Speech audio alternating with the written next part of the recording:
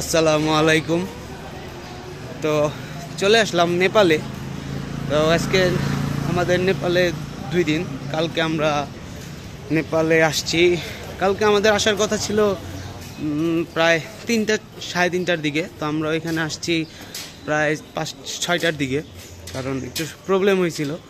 তো এখন আমরা এই যে এখানে কালকে রাতে আমরা খাইছি, তো আবারও আজকে সকালে নাস্তা করতে চলে আসলাম। তো আমাদের এটা কিন্তু একটা বাঙালি হোটেল, ইয়াসিন হোটেল। এটা কালকে রাতে আমরা এখানে খাইছিলাম। তো এখন একটা ভাই আমাদের বলল যে এখানে না, তোমরা এখন এখানে খাও সকালবেলা।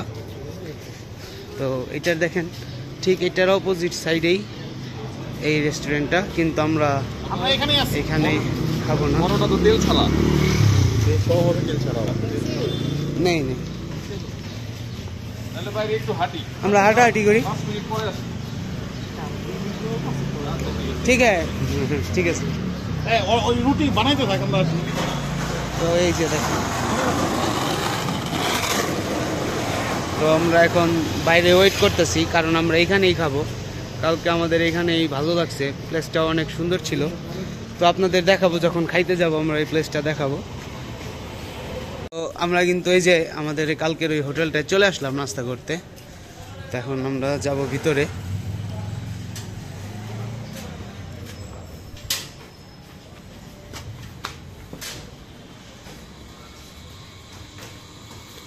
আসলেই অনেক সুন্দর এই হোটেলটা, খাওয়ার রেস্টুরেন্ট, অনেক কিছু আছে। মাউন্টেন ডিউ আছে, মাউন্টেন ডিউ আছে।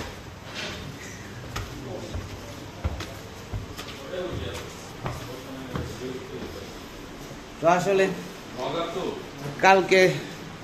কালকে রাত্রে আমাদের শরীর ভালো ছিল না দেখে আমরা এই জায়গাটা দেখাইতে পারি নাই। কালকে আমরা এখানে খাইছি রাতে, তাই না ভাই? আচ্ছা ভাই, হিসু করে আসেন। তো এই যে সেই জায়গা, আমরা কালকে এখানে খাইছি। তো এই যে সুজন ভাই এসে নিয়ে পড়ে গেছে। তো সুজন ভাইয়ের আর কিছু না দেখা গেল, ঘড়িটা দেখা যায় সুন্দর। তো এই যে আমাদের আরেকজন বড় ভাই আজিম ভাইও আছে, দিকে না দেখাইলাম। তো আমরা কিন্তু অলরেডি বাইক চেক করা শুরু করে দিছি। তো এই যে এই বাইকটা এখন ভাই চেক করবে, কারণ প্রত্যেকবারই ভাই আমাদের বাইকগুলা চেক করে, আমরা পরে চেক করি। তো আপাতত মনে হইতেছে আমাদের কাছে যে অনেক বাইক আছে এখানে অনেক বাইক আছে। এই যে অনেক অনেক অনেক বাইক আছে। তো ভাই এটা টেস্ট রাইড দিতেছে।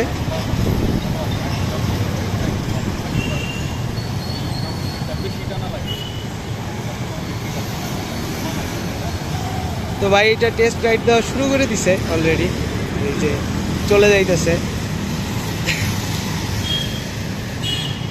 FZS version 2। আর আমাদের কাছে মনে হইতেছে FZS ভার্সন 2টাই অরিজিনালও, মানে আমাদের জন্য কম প্রাইস। তো এই যে বাইকগুলো দেখাই আপনাদের এই বাইকটা দেখতে পারেন, CRF হন্ডা 300cc।